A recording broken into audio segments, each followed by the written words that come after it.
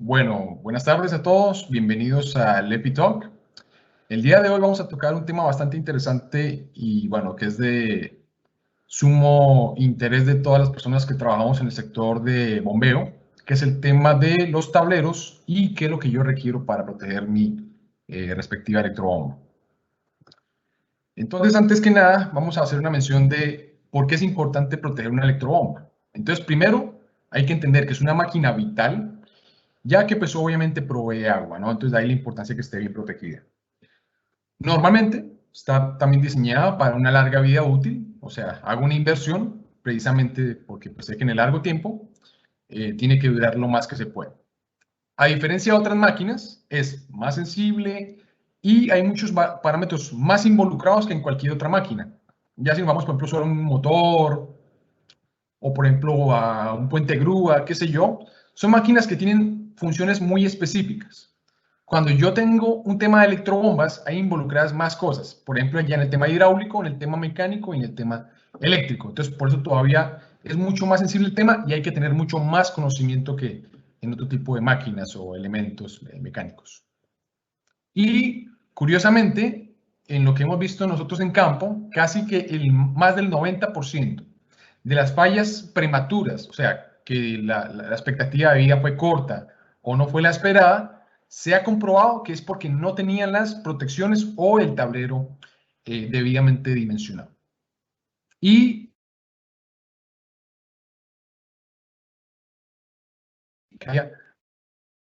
demanda eléctrica, pues obviamente la capacidad instalada que tenemos empieza a quedarse corta y también eso hace que el suministro no sea estable o que no sea de la misma capacidad que requerimos para nuestros equipos. Entonces, ya pasando al tema como tal, vamos a hablar de los tableros eléctricos, que son los que obviamente incorporan las protecciones de estas electrobombas. Recordemos cómo se clasifica un tablero, así de pronto para los que no están familiarizados con el tema de los que están aquí. Se clasifica de acuerdo al mercado, ya sea doméstico o industrial. Obviamente no es lo mismo un tablero para un rubro doméstico, que es más simple, o uno industrial donde ya es más avanzado y hay que tener un poco más de conocimiento, ¿no? También por el tipo. No hay que generalizar un tablero eléctrico como lo imaginamos en las bombas, ¿no? Porque también existen tableros generales, auxiliares, también hay de distribución, de paso, de comando, de control, de alumbrado, de fuerza. Y el tablero como tal que nosotros conocemos de bombas y el que vamos a hacer énfasis el día de hoy es el de control, ¿de acuerdo? Porque pues, los de distribución o temas de potencia ya pues son normalmente manejados obviamente por la empresa electrificadora, ¿no? Pero el que ya nosotros como tal sí vamos a manipular y debemos conocer bien es el de control. Y recordar que hay tableros dependiendo de la tensión, el cómo se clasifica, entonces está de alta, media y baja. Y aquí pues obviamente vamos a hacerle énfasis al de baja tensión, que se clasifica como todo lo que tiene que ver con voltaje por debajo de los 1000 volts, o sea, 1 kilovolt. Entonces, en cuanto al tablero eléctrico de control, que es el que vamos a especificar el día de hoy, está diseñado para energizar, desenergizar, indicar, monitorear y proteger anormalidades operativas de una máquina con motor eléctrico como una electrobomba. ¿Y de qué consta típicamente ese tablero? El tablero de control. Entonces, obviamente el gabinete, luego viene el circuito de potencia, o sea, donde viene el tema de la alimentación eléctrica, luego viene el circuito de control, que ya es donde ponemos obviamente todos los elementos para control de nuestra electrobomba.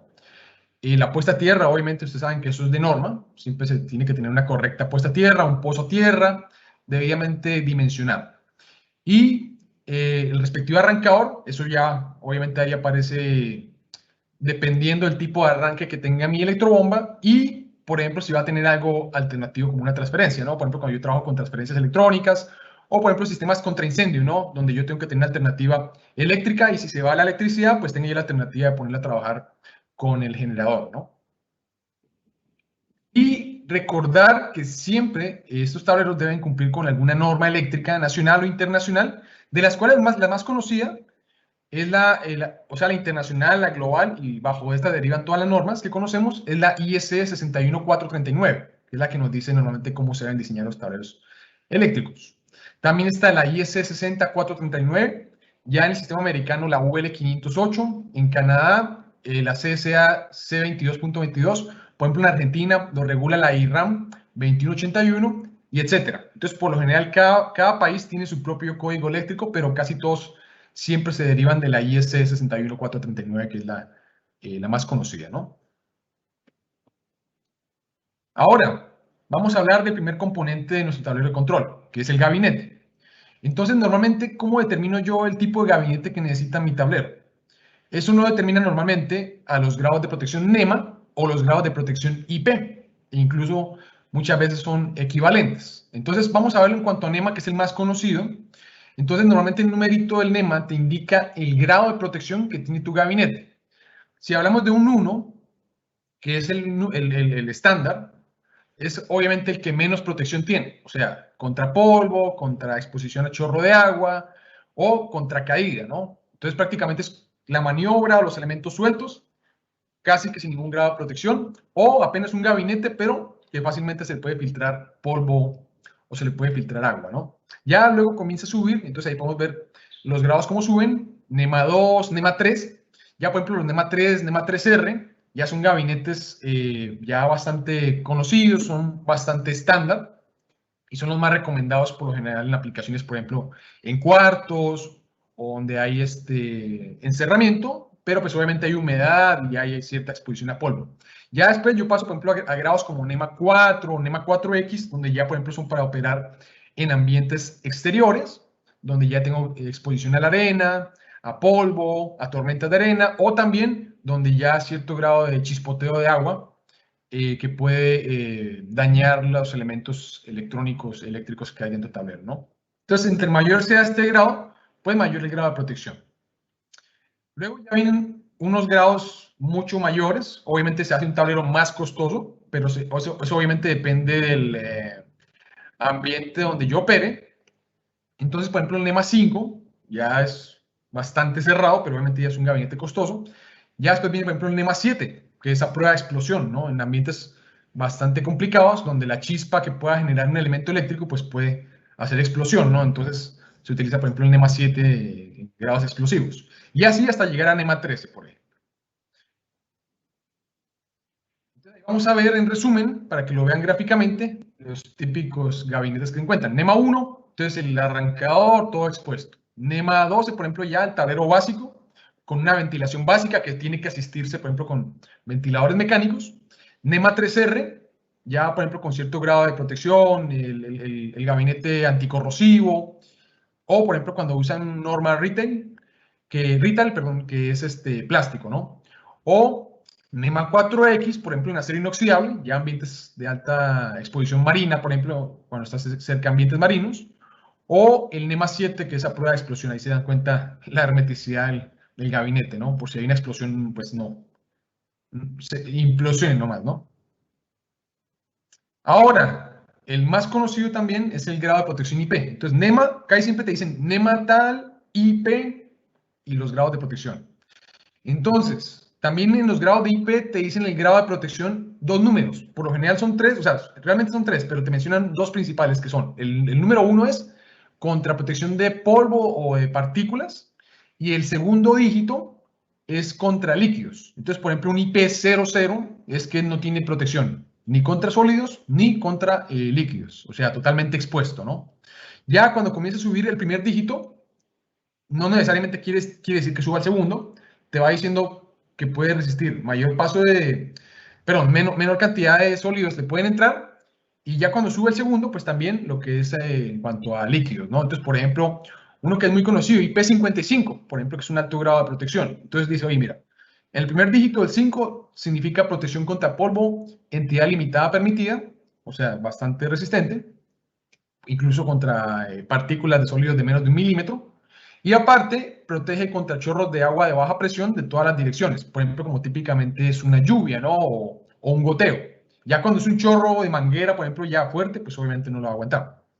Ya hasta llegamos a IP68, por ejemplo, que es muy conocido en motores.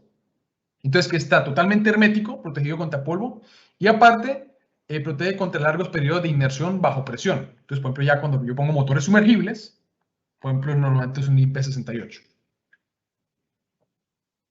Ok, entonces ya hablamos del gabinete, entonces recordemos que siempre nos dice el NEMA, entre más alto el número, mayor grado de protección. Y los IP también nos dice el primer dígito, lo que es el grado de protección contra arena, perdón, contra sólidos. Y el segundo dígito en lo que es en tema de chorros de agua o de líquido, ¿no? Ahora vamos a pasar ya dentro del gabinete, vamos a hablar del arrancador. Entonces, como les digo, eso ya depende de cómo diseñe yo mi electrobomba, pero obviamente el más conocido y el más simple, digámoslo, es el arrancador a tensión plena o arranque directo o Direct Online, DOL, por eso lo conocen como DOL. Es el arranque directo donde en fracciones de segundo, o sea, es algo instantáneo, pasas del consumo, perdón, de cero para vencer la inercia, aproximadamente 5 o 7 veces el amperaje nominal del motor para poder vencer la inercia, y ya ahí, pues, has vencido la inercia, pues comienza el motor a trabajar, ¿no? Entonces, el tema está en que en este tipo de arranque, pues siempre y cuando tu transformador y los elementos puedan aguantar el pico de arranque, pues lo puedes hacer, ¿no? Pero pues también tengamos en cuenta que la parte mecánica sufre, tienes estrés mecánico, una alta torsión, entonces si no está hecho adecuadamente en cuanto a los materiales, el eje, no tiene los rodamientos y todo, pues obviamente no es recomendado para motores muy grandes, ¿no? Luego viene, por ejemplo, otras modalidades de modificar el consumo, también obviamente es otra variable. Antiguamente, antes de que aparecieran los arrancadores electrónicos o los arrancadores de estado sólido, la manera como encontraban la forma de bajar este pico de arranque o disminuir la tensión en el arranque eran pues con los transformadores, perdón, con arrancadores de tensión reducida. Uno fue el autotransformador, o sea, poner transformadores dentro del mismo tablero para modificar el voltaje de arranque, y ahí sí hasta cuando llegara el voltaje y amperaje nominal. U otra forma era alterando la conexión interna trifásica, por ejemplo, en motores trifásicos, de que sabemos que, por ejemplo, normalmente los motores siempre trabajan en fase triángulo, ¿no? Pero sabemos que si le modificamos a fase estrella, podemos reducir el voltaje sobre raíz de 3 y el amperaje pues también se ve reducido, pero pues obviamente se pierde torque en el arranque. Entonces fueron las primeras maneras que se encontraron de arrancar motores para reducir el consumo y la tensión, pero realmente en el tema del torque y en temas mecánicos no hacían una gran mejora. En cambio, cuando ya aparecieron los arrancadores de estado sólido y luego los arrancadores suaves electrónicos, ahí sí obviamente modificando progresivamente la rampa, pues ahí sí ya logramos que aparte de disminuir el consumo, la pérdida de torque no fuera tan alta y el estrés mecánico fuera lo menos posible, ¿no? Entonces ya, digamos, la electrobomba arranca más descansada, ¿no? Entonces podemos ver incluso en el comparativo, en la imagen que vemos a mano derecha, los diferentes tipos de arranques, ¿no? Entonces, por ejemplo, el arranque directo, ahí vemos qué pasa en el tiempo versus amperaje, ¿no? Entonces, en el de arranque directo es instantáneo y hasta cuando ya vence la inercia, se estandariza acá. Esta línea punteada, pues obviamente es la nominal, ¿no? El amperaje nominal de consumo. Ya después, cuando nos vamos a un arranque estrella de triángulo, pues claro, ahí sí logré reducir el amperaje, el voltaje sobre raíz de 3, pero una vez saltan los contactores y se pasa a la fase triángulo, pues obviamente hay otro pico y se establece otra vez en el amperaje nominal. Luego, el arrancador suave, como les comentaba, entonces a diferencia de los otros, no son cambios instantáneos, sino que yo lo puedo hacer de manera progresiva. Sin embargo, eso no quiere decir que el arrancador suave no consume más amperaje que el nominal. Claro que sí, normalmente lo hace entre 2 a 2.4 veces el amperaje del motor, o incluso yo lo puedo limitar en el mismo arrancador, ¿no? Si lo quiero hasta el 300, máximo 400% del amperaje nominal del motor, ¿ya? Y bueno, ya después aparecieron los variadores de velocidad que, pues obviamente aparte de incorporar el principio de arranque suave, ya con la modificación de la frecuencia, lograran ya incluso también modificar el voltaje, ¿sí? Y también el pico de arranque yo lo puedo hacer casi que una reacción de 1. O sea que incluso en el arranque hacerlo secuencial, a diferencia de un arrancador suave, prácticamente el consumo no va, puedo yo controlarlo para que no sea mayor al consumo nominal del motor. Entonces, por eso en ese sentido los variadores de velocidad en el tema del arranque, pues son los que más ahorran, ¿no? Ahora, vámonos a los fenómenos a proteger o monitorear en nuestros tableros de control de bombas. Entonces, como yo les comentaba, hay muchos aspectos implicados en una electrobomba que difícilmente yo veo cuando selecciono mi tablero o mis protecciones para mi electrobomba. Entonces vamos a dar cuenta que en las electrobombas, a diferencia de otros elementos o otras máquinas, hay demasiadas variables involucradas y la idea es poder diseñar un tablero que pueda cubrir la mayoría o al menos las más comunes, perdón, fenómenos de esta tablita que yo puedo controlar. Entonces, por ejemplo, si vamos aquí a nivel eléctrico, aquí como pueden ver, entonces vamos a ver qué hay nomás exclusivamente eléctrico. Cortocircuito, alto-bajo voltaje o tensión, alto-baja corriente, desbalance entre líneas, arco eléctrico, pérdida de fase, picos de voltaje, transitorios, interrupciones, armónicos, o sea, esto ya es como tal de la electricidad de la red. Secuencia de fases en cómo yo lo conecto, la potencia reactiva, el cableado, interferencia, ruido, por ejemplo, cuando manejo, por ejemplo, electrónicos, entre otros. Entonces, todas estas variables son meramente eléctricas y pues yo puedo diseñar mi tablero para tratar de controlar la mayor de estas, ¿no? Pero también hay otros aspectos que, por ejemplo, ya no son meramente de la generadora o de la empresa eléctrica, sino también, por ejemplo, ya son como tal del ambiente o de lo que yo tengo en el exterior expuesto, ¿no? Entonces también yo puedo ver que a nivel térmico, por ejemplo, las temperaturas afectan el desempeño de los componentes. La baja refrigeración, por ejemplo, puede ser que el tablero esté bien diseñado, pero si no tienes los suficientes espacios para que el aire recircule o no le pones los respectivos ventiladores dependiendo del grado IP del tablero, pues obviamente se tiende a deteriorar, por ejemplo, por alta temperatura, ¿no? También la disipación del calor, qué tan rápido lo hace, dependiendo de los materiales, de los conductores que utilicemos. La humedad ambiental, obviamente sabemos qué pasa cuando se trabaja en ambientes húmedos. El pH, el grado pH, bueno, eso obviamente más en tema de agua, pero pues también si tienes un ambiente o una sustancia en el ambiente que suele ser corrosiva, pues también estos gases que emite la sustancia pueden llegar a dañar el tablero, por ejemplo, cuando yo diseño, por ejemplo, bombas de aguas negras o trabajan en ambientes marinos, ¿no? En tema de corrosión, que también es un tema suficientemente amplio que precisamente podría dar para una charla, porque hay muchos tipos de corrosiones. Entonces, es un aspecto que es muy común en nuestro mercado ver. El tema de conductividad eléctrica, térmica, el tema de radiación, incompatibilidad de materiales, ¿no? Hay ciertos materiales que no son muy amigables cuando trabajan en conjunto. El aislamiento, cómo aíslo yo mi tablero, mis componentes, si están debidamente aislados tanto eléctrica como térmicamente, entre otros.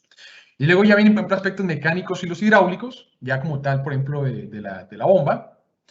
Entonces, por ejemplo, vibración, abrasión, dureza, tenacidad, bajo torque, distribución de las cargas, lubricación, sobre, baja carga, atascamientos, arranque en falso, traqueteo, exceso de la rampa de arranque, si la rampa de arranque es demasiado larga o demasiado corta para lo recomendado, rozamiento excesivo de las partes dinámicas, ya hablando meramente hidráulico, cavitación, entre ellas, por ejemplo, asociada al AMPA o al NPCH disponible, ¿no? Trabajo fuera de rango operativo, cuando trabajo fuera de la curva de la bomba, ciclado rápido, turbulencia, entrada, por ejemplo, de presencia de gas en el agua, etc. Entonces, como nos damos cuenta, son tantas las variables que pueden deteriorar o mi tablero, o mi cableado, o mi electrobomba, que yo tengo que diseñar todo mi sistema de bombeo para que proteja la mayoría de estas cosas que normalmente no salen simplemente de un papel o de un formato de cotización, ¿no? Entonces hay que ser muy cuidadosos en todos estos aspectos a la hora de diseñar mis protecciones y mi tablero, por ejemplo. ¿Ok? Entonces, vamos a ver acá, y antes que nada recordar que además, fuera de los aspectos que acabo de mencionar, hay errores como tal, por ejemplo, en la manipulación, en el transporte, la distribución, la orientación del tablero, en el tema de los empalmes, las conexiones, la programación del arrancador, de los timers, qué sé yo, o razones humanas, como por ejemplo no usar elementos de protección, no tener instrucción, que no lo haga personal capacitado, el exceso de confianza, que porque yo lo llevo haciendo toda la vida así, entonces no va a pasar nada. Son demasiadas las variables que yo debo considerar un sistema de bombeo como tal. Entonces, por eso siempre recuerden que en el tema de los tableros, en el tema de las protecciones, de la instalación de la electrobomba como tal, siempre debe ser hecha por profesionales. Entonces, ahí vemos un par de ejemplos de unas perlas que dijeron, ¿para qué pagar más caro? ¿Para qué pagar profesional? ¿O ¿de qué me importa tener un tablero debidamente dimensionado? ¿O de qué me sirve cumplir con normas? Entonces ahí vemos qué pasa, ¿no? Entonces, por ejemplo, vea, los elementos completamente expuestos, mala señalización, no cumple con normas. Ahí, por ejemplo, todo ese cableado peligrosísimo al lado de alimentos, bebidas. Aquí, por ejemplo, esa toma corriente totalmente expuesta. Imagínense donde llega a caer allí esa tetera que llega a pasar ahí. Empalme, por ejemplo, aquí de este motor sumergible. Entonces, por ejemplo, era un motor estrella triángulo y por desconocimiento de la conexión, ahí nos muestra, vea, en la etiqueta nos decía, ¿no? Vea, entonces para conectar el motor en estrella o en triángulo, pero léase bien que si yo voy a empalmar para trabajarlo directamente en triángulo, no quiere decir que se cierra ahí una de las dos puntas, ¿no? Entonces, literalmente esta persona entendió como tal, mala instrucción, y vea lo que hizo ese desastre, ¿no? Desconocimiento o no lectura de manuales o instrucciones. Bueno, ahí ya podemos ver qué sucede cuando no se diseña bien un tablero. O una descarga eléctrica, por ejemplo, y no estaba debidamente protegido ni estaba aterrizado el motor, ¿no? Ok, entonces, en cuanto al tablero de control, vamos a mencionar los elementos como tal que hacen parte de un tablero. Unidad de mando o selección. Entonces, esos son típicamente los que nos avisan, los que yo pulso, los que están siempre a la mano para entender la comunicación entre hombre-máquina, ¿no? O el tablero-persona. Entonces aquí vienen lo que son los pilotos y los pulsadores, las balizas o columnas luminosas y las alarmas, en este caso, bueno, sirenas o chicharras, que siempre tienen la función de estar debidamente señalizada y cumplir con el código de colores. Normalmente lo regula la IS 60204-1, que es la que te dice qué significa cuando usas color verde, rojo, amarillo, y pues típicamente cómo se asocian estos colores a señales de arranque, de paro, de emergencia. Hay muchísimas formas de ver este tema, ¿no? También en los pulsadores, ¿no? Cuando es un start, cuando es un stop, cuando es una palanca, ¿no? Para poder, imagínense un tablero que no tenga la palanca de bloqueo, perfectamente cualquier persona lo puede abrir y se puede electrocutar, ¿no? Entonces, tenemos una palanca que desenergiza el equipo y así yo puedo acceder al equipo ya desenergizado, ¿no? Y bueno, las sirenas, las chicharras, por ejemplo, un tema de emergencia o un aviso, o una persona, por ejemplo, que pueda estar ahí y no se percate de un tablero, puede haber ya sea una señal luminosa o una señal de ruido que pongan atención a la persona, ¿no? Ahora, elementos de distribución y organización. Ya hablamos ahorita de lo que entonces era la señalización y pilotos y luces, ¿no? Ahora, distribución y organización. Entonces, típicamente lo que son las barras, las borneras y aparte los rieles y canaletas. Barras y borneras, obviamente para lo que es el tema de potencia, la distribución de potencia, o sea, electricidad. Obviamente no es un elemento de muy alto cuidado y obviamente pues, normalmente se usa de cobre, ¿no?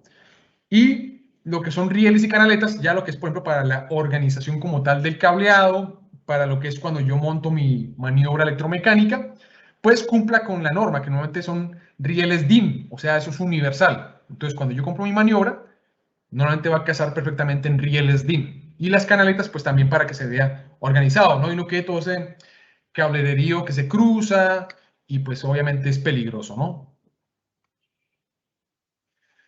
Ahora, vamos a unos que son bastante importantes de conocer, que son los elementos de maniobra y protección como tal. Entonces, cuando yo armo mi tablero, en cuanto a maniobra, lo mínimo, y obviamente el primero es este, ¿no?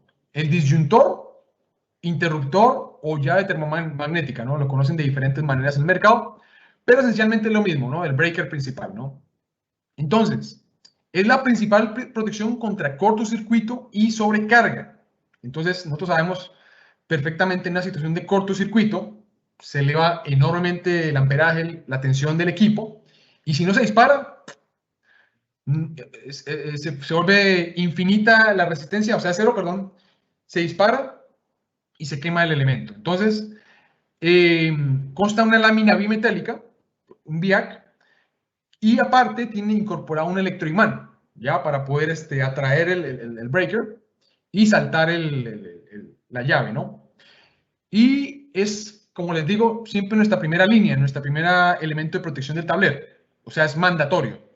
Y como también aparte tiene la función de proteger, por ejemplo, con un cortocircuito, una sobrecarga muy alta, este inmediatamente se desenergiza. ¿Sí? Entonces, hasta que no llegue alguien allá y la habilite, queda completamente apagado mi equipo, ¿no?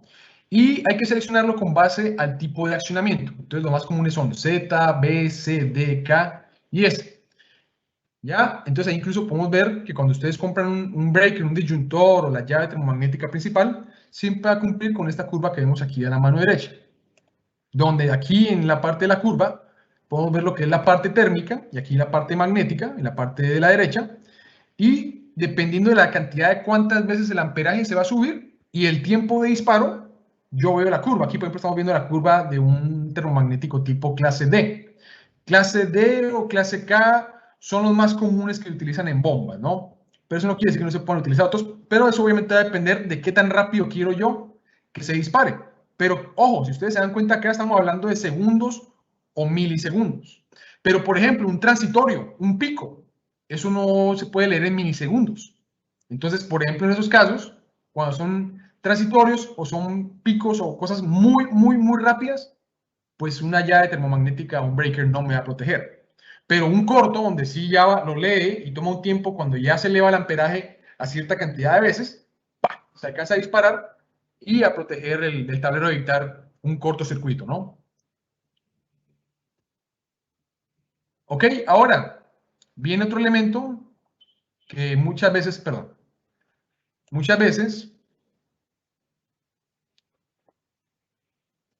no he visto, pero pues que se recomienda, que es el tema de los fusibles. Y obviamente lo ideal es que sean fusibles ultra rápidos, ¿ya? Por eso que les acabo de comentar, estos fenómenos, por ejemplo, un pico voltaje, un transitorio, pueden llegar en cuestión de fracciones de segundos, ni siquiera milisegundos, todavía microsegundos, y quemar toda la electrónica del tablero. Entonces, por ejemplo, los fusibles ultra rápidos, por llaman ultra rápidos porque son de reacción rápida, entonces protegen, por ejemplo, un cortocircuito como tal, pero son elementos de sacrificio para evitar daños en la electrónica o semiconductores. Entonces, en vez de que se queme todo el tablero o la electrobomba, pues mejor que se quemen los fusibles, ¿no? Y estos funcionan por algo que se llama el efecto Joule, ¿ya? El efecto Joule, como tal, lo que nos dice es cuando pasa una cantidad de electrones, la fricción que ejerce a través de un conductor produce calor, ¿no? Entonces, este calor hace que tenga un límite, tiene un metal con un límite de temperatura que cuando se empieza a calentar demasiado, se abre, ¿no? Y normalmente esa apertura a 690 volts de entre 100 a 200 kiloamperes. Otro elemento que, bueno, ahí ya entra a complementar como tal, son lo que son los relés térmicos. También es otra protección. Esta ya es más recomendada, lo que son protecciones para sobrecargas débiles. Si ustedes se dan cuenta, a diferencia, por ejemplo, del breaker principal o el disyuntor principal, el disyuntor es cuando es una sobrecarga muy alta, ¿no? En este es cuando son débiles o prolongadas, ¿no? Cuando ya tengo muchos problemas de intempestivos. Entonces, para esos casos es más recomendado un relé térmico, como complemento, obviamente, el breaker, ¿no? Están más enfocados a testear y detectar problemas por sobrecalentamiento, ¿ya? Entonces, no la asocien como que es una protección universal, sino que simplemente está asociada más al tema de temperatura.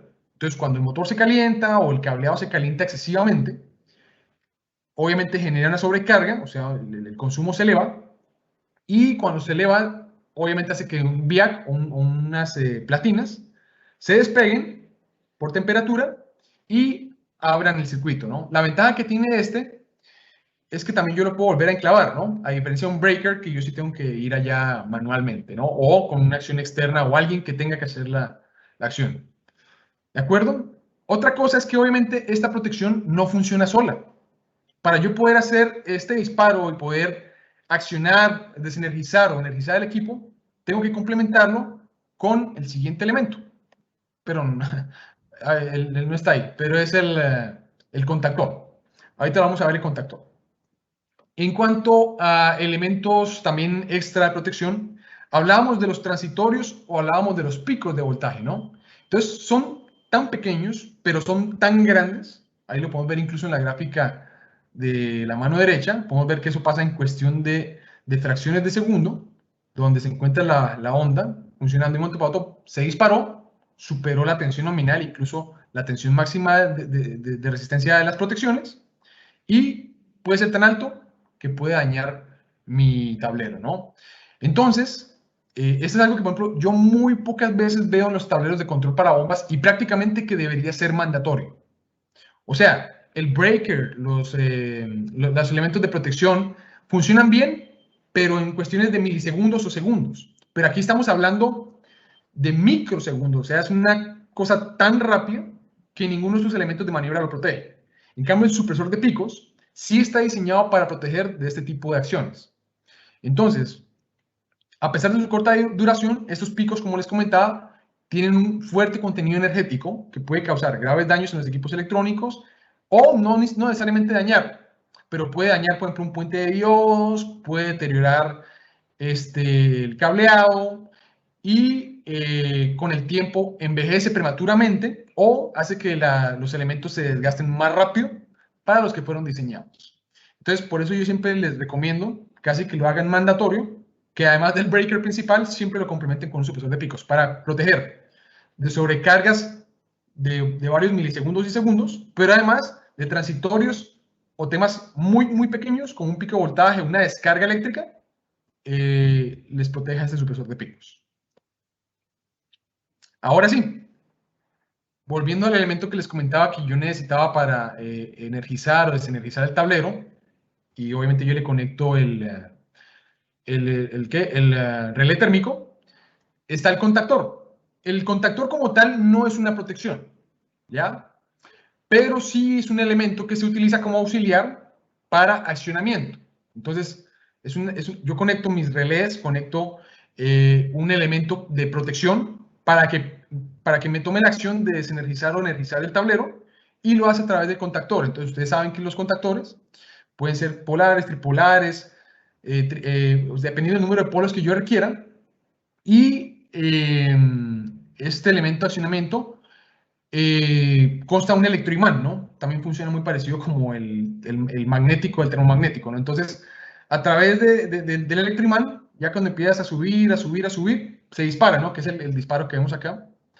Y además de esto, también el electroimán tiene algo que son contactos principales, que es normalmente donde yo alimento la bobina del contactor, porque acuérdense que también acá el electroimán tiene una bobina. Ahí yo la alimento con los contactos principales y también con unos auxiliares. Si yo quiero hacer un disparo externo o otros elementos también que quieren que desenergice el tablero y accione el contactor para que el equipo se apague y no se dañe, pues también aquí yo los conecto, ¿no? Ok, vamos a otro que también es complementario de los que hemos hablado, que se le conoce como guardamotor. El guardamotor, en cuanto a maniobra electromecánica, es el más completo de todos, porque es como una fusión entre breaker, el principal, el térmico y algo de unas funciones del contactor, porque pues también se dispara y yo lo puedo volver a energizar, desenergizar, pero eso sí tiene que ser de manera manual. Es lo único que tiene obviamente el contactor, no es tan avanzado. Entonces, es una protección completa para cortocircuito, digamos que siempre va a ser la protección básica de la maniobra, y sobrecargas. También cumple como función de contactor, como les comentaba, pero obviamente manualmente operado, y es la suma de las funciones que acabamos de comentar, disyuntor, relé térmico y contactor en un solo dispositivo. Entonces, si hay al menos una electrobomba, al menos monofásica, yo siempre les digo, venga, aparte de la respectiva caja de control y todo lo que respecta, al menos póngale un guardamotor para que le proteja al menos de esto básico, sin que le represente un gran costo, ¿no? Ok, ahora vamos a hablar de otros elementos ya menos conocidos, pero pues también los vemos mucho, que es el tema de los mini disyuntores, interruptores termomagnéticos pequeños o conocidos como mini breakers, ¿no? Estos, a diferencia de los breakers principales o las llaves magnéticas principales, no tienen la función de energizar o desenergizar el tablero completo, sino cuando yo he ido mi circuito de control al circuito de potencia, pues poder manipularlo de manera separada, o si yo tengo diferentes circuitos, pueda yo uno manipular uno del otro. ¿De acuerdo? Entonces, su función es más Nico, específica. Sí. perdón, Nico, que te interrumpo un segundito. Que te quería consultarte si vos estabas en el slide, estás viendo el slide tablero eléctrico de control. ¿O ya ha No. pasado? Porque Sí, supuestamente. se quedó congelado. Se A quedó en ver, tablero eléctrico de control. El slide número 17. a ver, dame un momento. Disculpen un momentito. Sí. Ah, caray. A lo Sí, mejor, parece que porque es. A ver, por si no favor, vas, corrobórame nuevamente que me aparezca ahorita mini disyuntor, interruptor termomagnético. todavía siguen en el slide número 17 que dice tablero eléctrico de control. Por ahí, si no, podés sacarla en modo presentación y volver a pasarla en modo presentación. A ver, denme un momentito, qué pena con ustedes. Igual, bueno, escuchamos lo que decías, pero no se dieron Sí, no, cuenta que estamos usando obviamente con la la ilustración presentación. es mejor.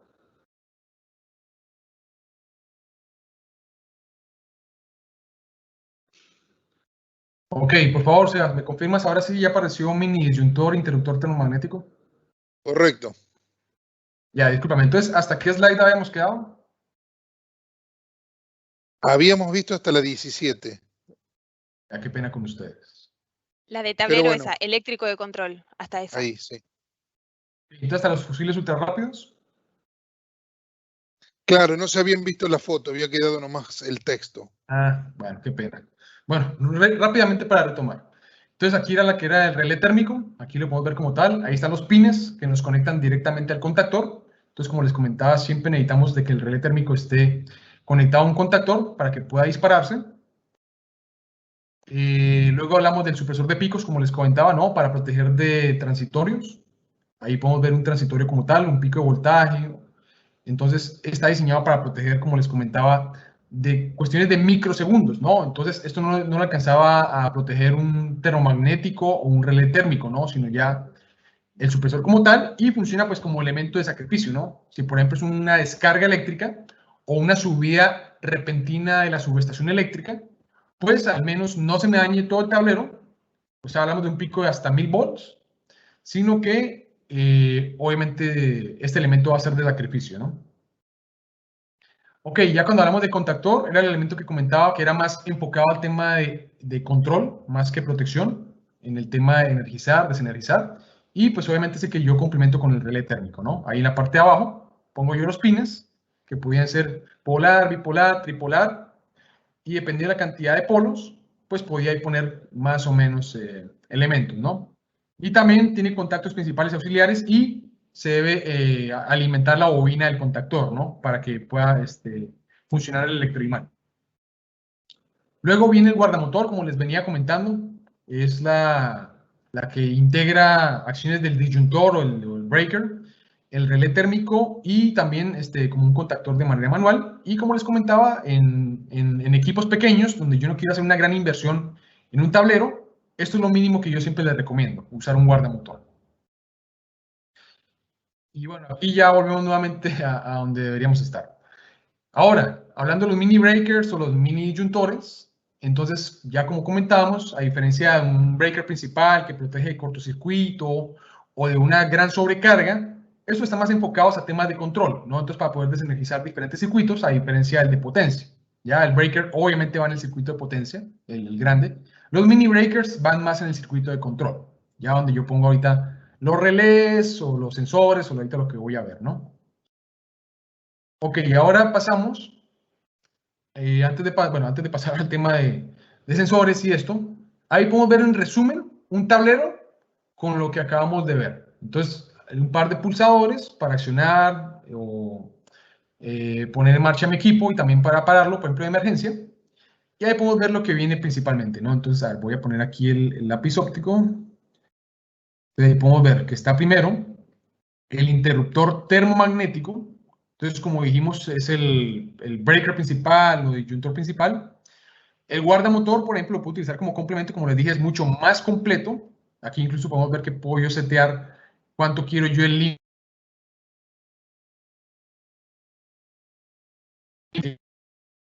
Tiene más una acción como tal de energizar y desenergizar el equipo.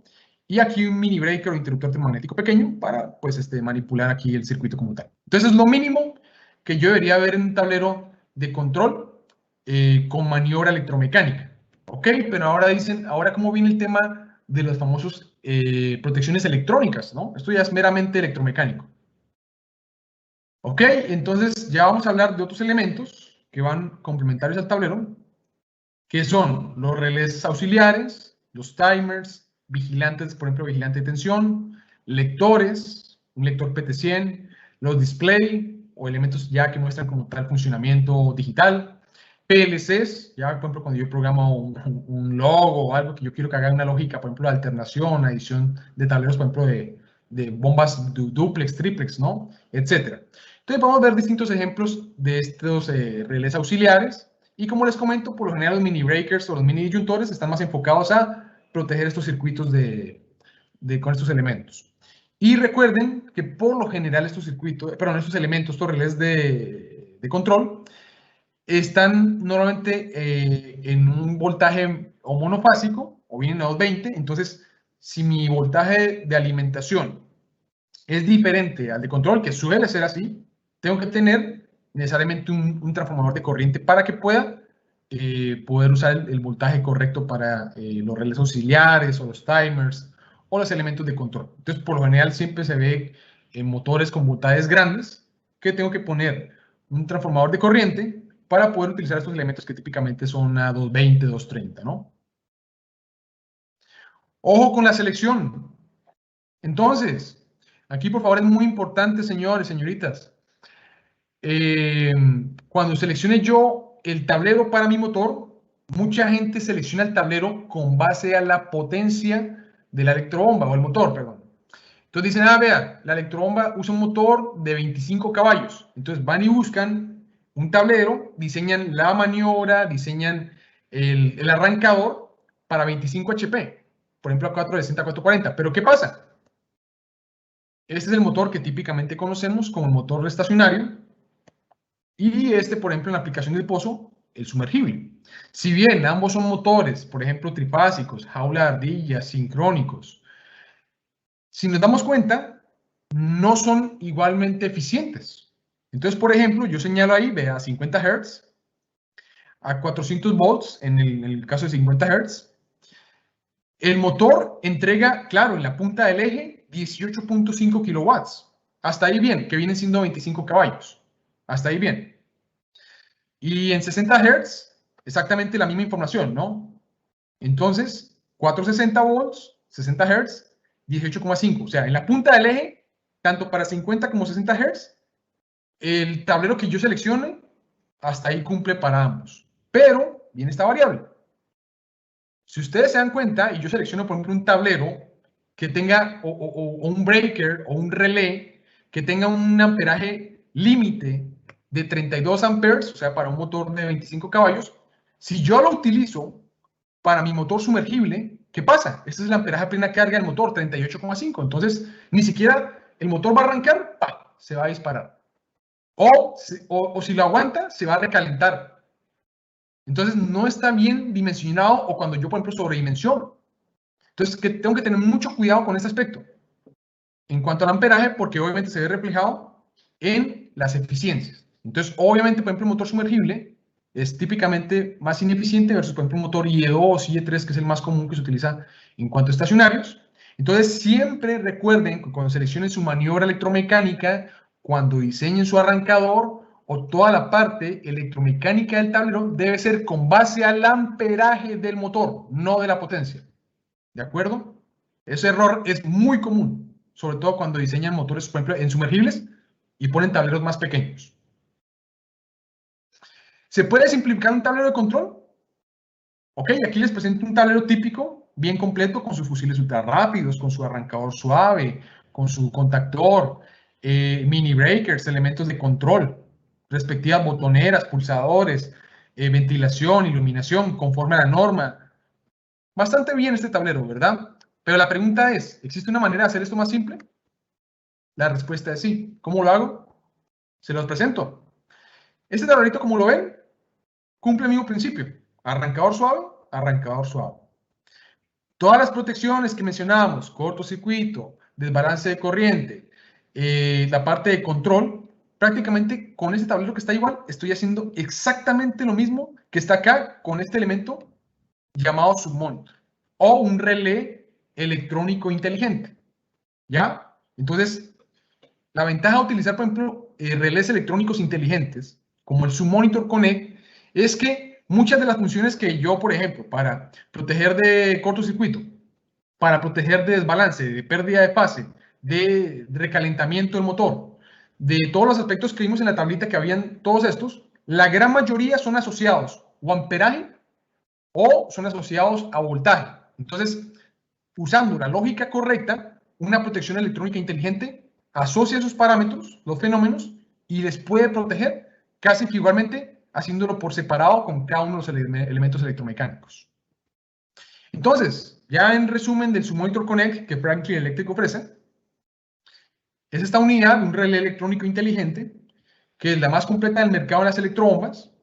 Se integra para cualquier motor trifásico, externo o sumergible, de 0.1 hasta 1000 amperios, que son prácticamente los que más se utilizan en baja tensión, ¿no? Y este ya es universal, ya tiene internamente su transformador para alimentarse a 200 a 600 volts. Entonces, por ejemplo, en el caso de que hablábamos de la maniobra, si ustedes recuerdan, si yo quería pasar al circuito de control, si el voltaje era diferente de 220, 230, tenía que poner un transformador. En este caso, ya lo estamos ahorrando y viene entre el mismo submonitor.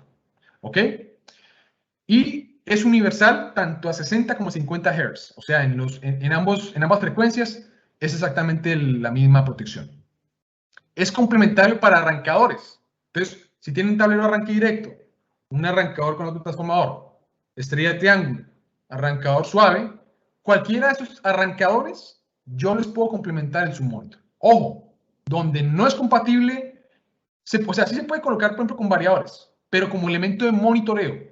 Pero como protección, no es compatible con variadores de velocidad, dado que cuando yo modifico la frecuencia, y también porque los variadores de velocidad producen armónicos y distorsionan la señal, hacen que las protecciones estén seteadas con base al amperaje y el voltaje nominal de placa. Entonces, cualquier alteración del voltaje, por ejemplo, cuando modifico la frecuencia, o cualquier distorsión de la lectura que típicamente produce un variador, por ejemplo, cuando le pongo filtros, hacen que pueda tener lecturas erróneas y dispararse involuntariamente. Por eso no es recomendado con variadores de velocidad. Por lo demás, cualquier tipo de arrancador es completamente complementario. Este me protege, entonces vamos a mencionar las más comunes y como veíamos ahorita, ¿no? Entonces, por ejemplo, baja carga, pozo seco. Entonces, típicamente, ¿yo qué hago para proteger de pozo seco? Pongo mis ondas de nivel y lo llevo a un relé y ese relé del tablero que se accione por un contactor y me apague el equipo cuando esté ya trabajando en seco, ¿verdad? Entonces, yo lo puedo quitar todo eso, toda esa electromecánica, lo asocio aquí a amperaje, a la carga que tenga disponible el motor, y se dispare como protección de bomba seca y en vez de tener que poner todo este relé, todo este sondeo, ya yo lo puedo hacer directamente con un submonitor sin necesidad de poner elementos extra. Por ejemplo, en el tema de sobrecarga. Entonces, ¿se acuerdan cuando hablábamos del relé térmico o cuando era una sobrecarga demasiado alta? Por ejemplo, cuando sea rotor bloqueado, que se dispara el breaker principal. Prácticamente esto también ya lo hace el submonitor. Entonces, yo le seteo cuán por arriba quiero que se dispare y si el motor se atasca, si el amperaje se eleva por arriba del máximo soportable del motor, dispara. Sobre o bajo voltaje. Entonces también recuerden que los motores se diseñan con unas tolerancias de acuerdo a la norma IEC, en la cual te dice, mira, si es un motor NEMA, normalmente el rango es del más o menos 10%, cuando es un motor IEC típicamente está en el más o menos 6%.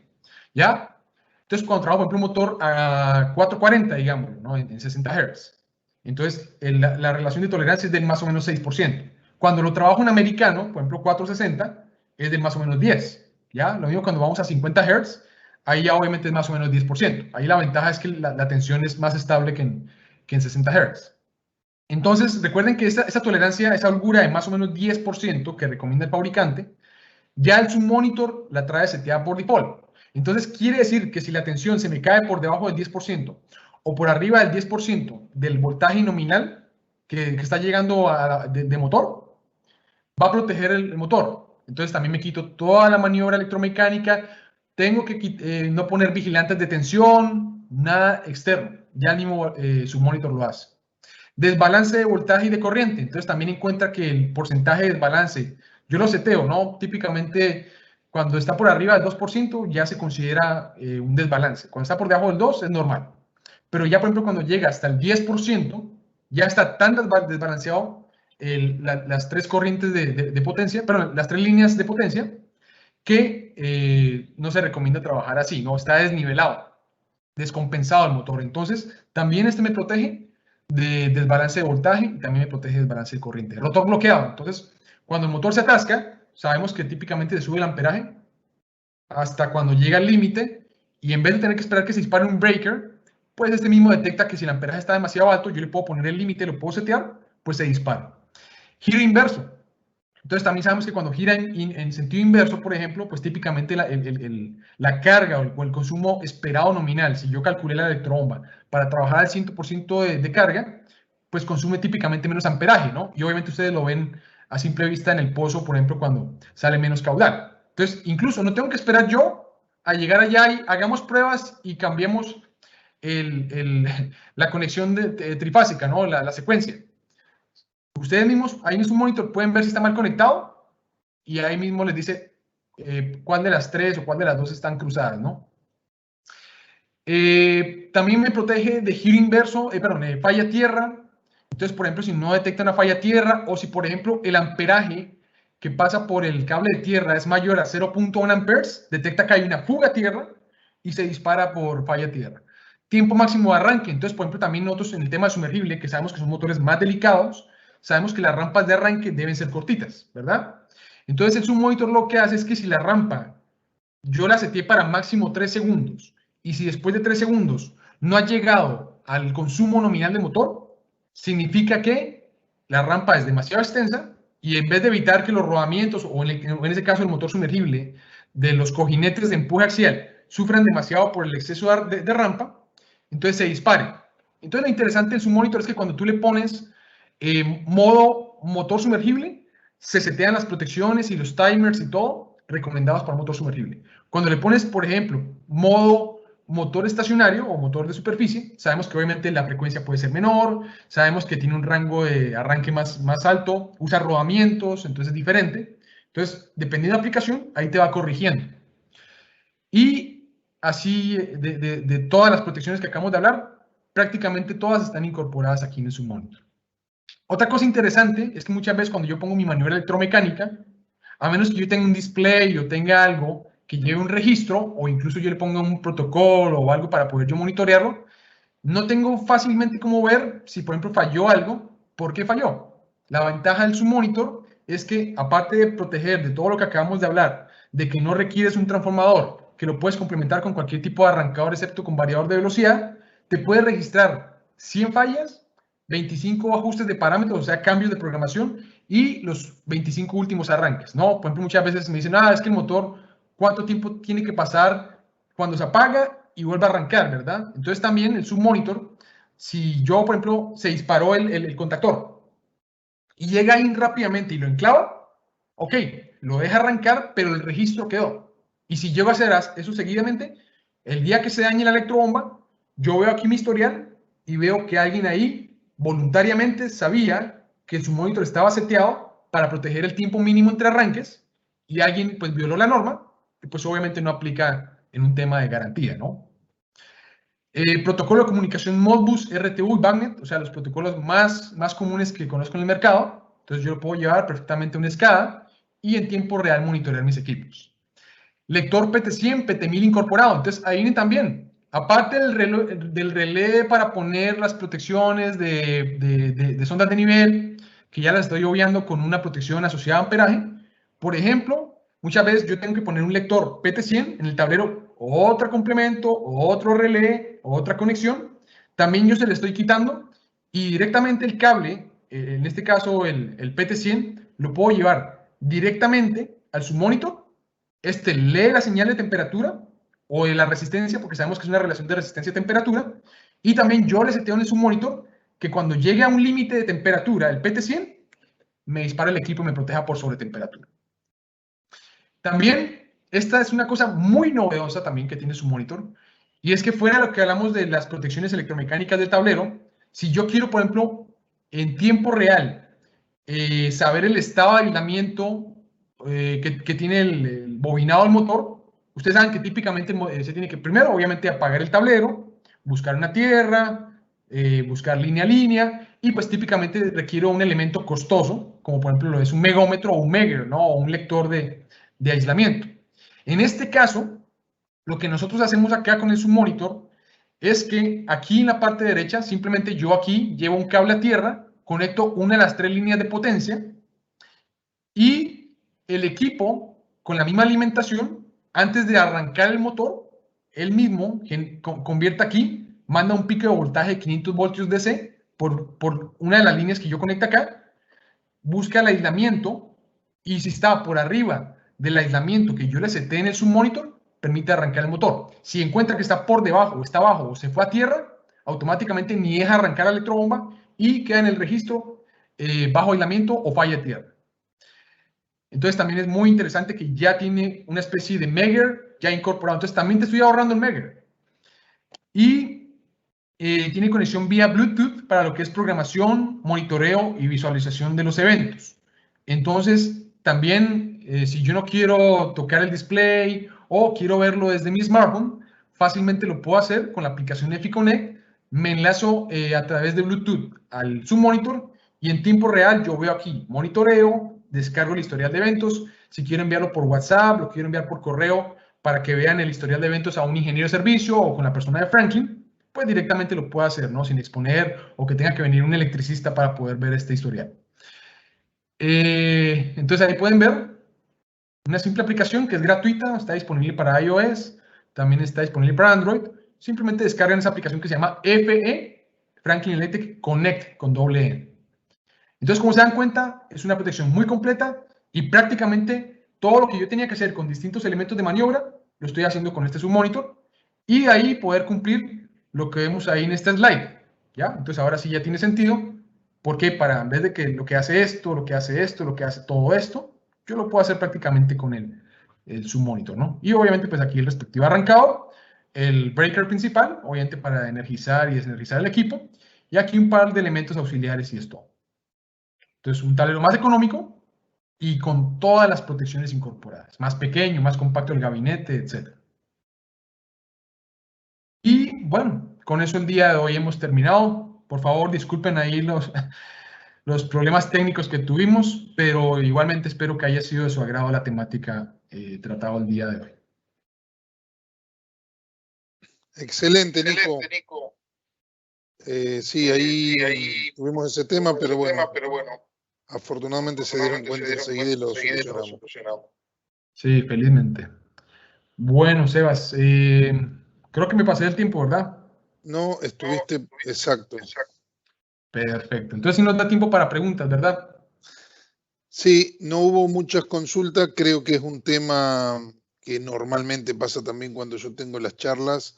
Generalmente hay mucha gente que es instalador y se pone en estas charlas porque es un tema complicado. Normalmente el que opera una bomba trata de alejarse lo más posible de un tablero.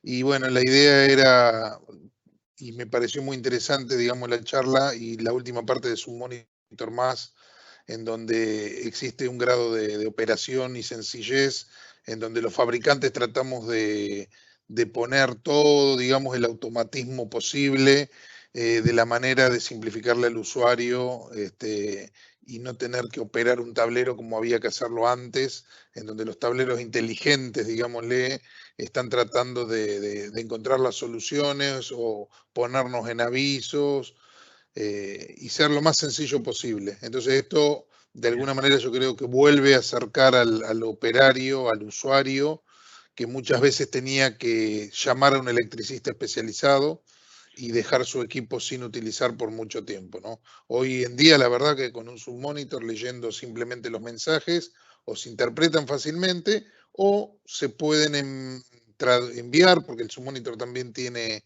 a través de la aplicación la posibilidad de enviar todo lo que está registrando el motor, tanto la configuración como los arranques o las fallas que sucedieron, a un técnico especializado que pueda devolverles una sugerencia y un ajuste en la programación para volver a operar la bomba. Ahí es. creo que, a ver si entró alguna o es, denme un segundo. ¿Dónde Sí, comprar el Submonitor Connect? bueno, Desde Tucumán. Bueno, esto es acá en Argentina. Bueno, todos nuestros distribuidores, después nos pueden consultar por correo para específicamente pasarles el distribuidor zonal, pero en todos los países sucede lo mismo, todos los distribuidores cuentan con este dispositivo de protección. Recuerden que es un dispositivo de protección y que no solamente debe ser considerado cuando se instala o se compra una bomba por primera vez, sino que puede ser agregado a un tablero que ya existe o preexistente, y también puede ser agregado para operar cualquier tipo de motor. Es necesario que trabaje, por ser una protección de Franklin Electric, trabaje con un motor Franklin Electric. Este dispositivo entiende que está operando un motor trifásico y como tal puede operar un motor trifásico de cualquier marca. Como está sí, mostrando ahí Nico, si tenemos lugar, porque si tenemos el caso del tablero de la izquierda, que era un tablero tradicional, y no tenemos lugar para poner un submonitor, el mismo submonitor, como es un dispositivo que está censando variables y no participa prácticamente o puede evitarse que participe del manejo de la potencia, puede instalarse fuera del tablero en un pequeño gabinete, y lo único que tendríamos que hacer es ir a buscar las corrientes a través de unos transformadores de corriente dentro del tablero. Si es que sí, no podemos pasar los cables, claro, si no podemos pasar los exacto, cables sí, en sí, en sí, la no lo parte de mencioné, afuera. perdón, Seba, sí, de una vez lo pongo para de pronto quien no haya estado en las charlas que vimos de su monitor, ¿no? Ujú. Sí, lo que comenta Sebas es cierto, o sea, aquí ustedes lo pueden ver en línea con los mismos cables de potencia, por ejemplo aquí porque era un calibre seguramente menor de número 4 AWG, ¿no? Pero Acá en cuando... Argentina, perdón que te corrijo, Nico, porque no Ah, usan ese calibre de cables, acá sería un 50 milímetros como máximo. correcto, exacto, pero por ejemplo, por lo general el límite del submonitor sin necesidad de transformadores de corriente son 135 amperes, ¿de acuerdo? Entonces un motor que supere el consumo nominal de 135 amperes, lo recomendado es que al submonitor le pongas unos transformadores de corriente que típicamente son unos toroides, los pones inmediatamente sobre los cables de potencia, ya en calibres mucho más gruesos, ¿no? Incluso, bueno, poniendo americano, ¿no? A MCM, que ya son calibres muy gruesos. Estas donas o estos toroides por ahí pasan, se cortocircuitean en los orificios del submonitor y automáticamente en una relación tú le configuras en una opción donde dice relación del transformador. Entonces, por ejemplo, de 1 a 500, de 1 a 50. Ahí en el manual de los transformadores te dice, por ejemplo, qué relación. Se la configuras y automáticamente lee la relación de transformación de corriente. Muy sencillo. Incluso nosotros mismos vendemos el juego de transformadores por si lo requieren hasta 1000 amperes. Correcto. Por eso es una opción el submonitor hoy, que voy a decir respecto a esto del costo, porque ahí también están preguntando el costo y no quiero dar un costo acá porque hay mucha gente de distintos países y los costos son totalmente diferentes. Entonces conviene que lo pregunten en el distribuidor local, pero sí les puedo dar una relación. Siempre que uno pone un submonitor en un tablero, tiene que pensar que no está agregando un costo. Lo que está haciendo es, primero, es una muy buena inversión, porque no hay nada más costoso que el motor quemado, que sacar la bomba del pozo, que volverla a bajar, que mandarla a reparar. Y a su vez, lo que les quiero comentar es que como el submonitor reemplaza gran parte de los componentes que están adentro del tablero, en realidad no es un costo que se agrega, sino es un costo que reemplaza. Sorprendentemente, y esto también depende del país, pero acá, por ejemplo, para la Argentina, si yo reemplazo los componentes tradicionales de un tablero de 75 caballos hacia arriba, a medida que la potencia aumenta, el submonitor empieza a hacer que el tablero sea cada vez más barato. ¿Por qué? Porque en un tablero de 75 caballos a 200 caballos, a medida que aumenta la potencia, va aumentando el costo, por ejemplo, de la protección del relevo térmico. En el caso Claro. del submonitor, como tiene un precio único, no infiere y no depende, y lo dijo Nicolás, imagínense en un tablero de 150 caballos lo que vale un relevo térmico que ya no se necesita con el submonitor. Pero tampoco voy a necesitar poner voltímetros y amperímetros en la tapa, tampoco voy a necesitar poner conmutadoras de fase. Todo esto va a ser reemplazado y por eso también que se achica como estamos viendo a la derecha, al reemplazar tantos componentes. En el caso de la derecha, el display del submonitor está sobre la unidad base, pero también viene todos los cableados y tornillería para que ustedes puedan poner ese display en la parte de afuera del tablero, en la tapa. O sea, aquí en la parte de atrás, aquí vienen 4 tornillos, simplemente los quito. Cuando yo quito este display, viene conectado con un cable telefónico, que incluso si yo lo quiero hacer más largo para que me llegue, por ejemplo, de cuenta que está conectado aquí el submonitor, simplemente lo llevo aquí con el cable y ahí yo lo puedo poner acá enfrente del gabinete y con este cable telefónico pues se conecta directamente al submonitor. No tiene ningún misterio. Exacto. Ok, entonces esa es una de las grandes ventajas del submonitor Connect como tal, que todo lo que estamos viendo acá, si yo quiero ponerle más y más gadgets fuera de la maniobra electromecánica y esto, se me hace un tablero extremadamente costoso que prácticamente yo con un submonitor lo estoy cubriendo. Entonces yo tengo un submonitor y con eso puedo cubrir todas las potencias que tenga disponibles en vez de como comenta Sebas, ¿no? Acuérdense que el térmico, la maniobra se diseña con base al amperaje, ¿no?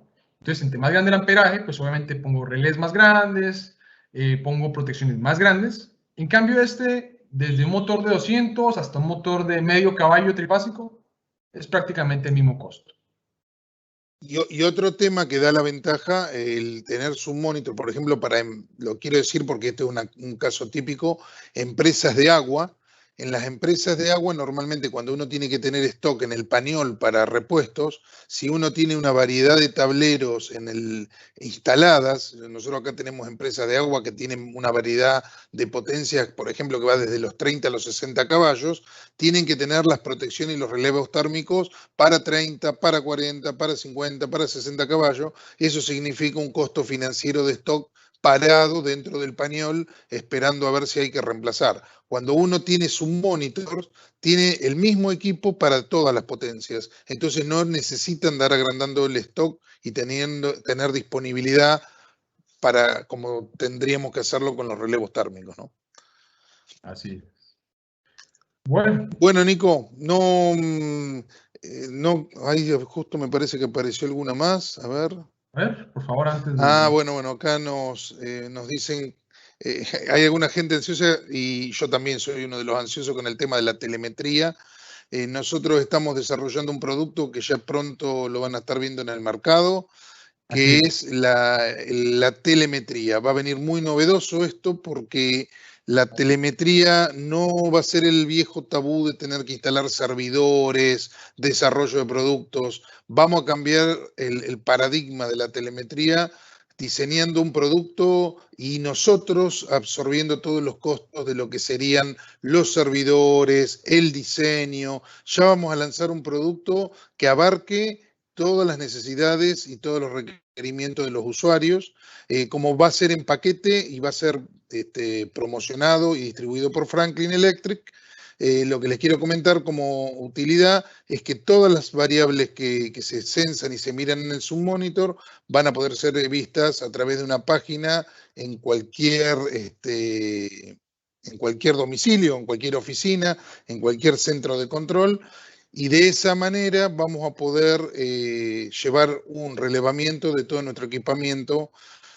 Para esto va a haber una charla específica que vamos a dar más adelante. Así que solamente anunciarlo por ahora y ya pronto tendremos las novedades. Así es, así es. Bueno, señores, entonces muchísimas gracias por su tiempo, por su participación y nos vemos en el siguiente EpiTalk. Saludos a todos, gracias. Saludos.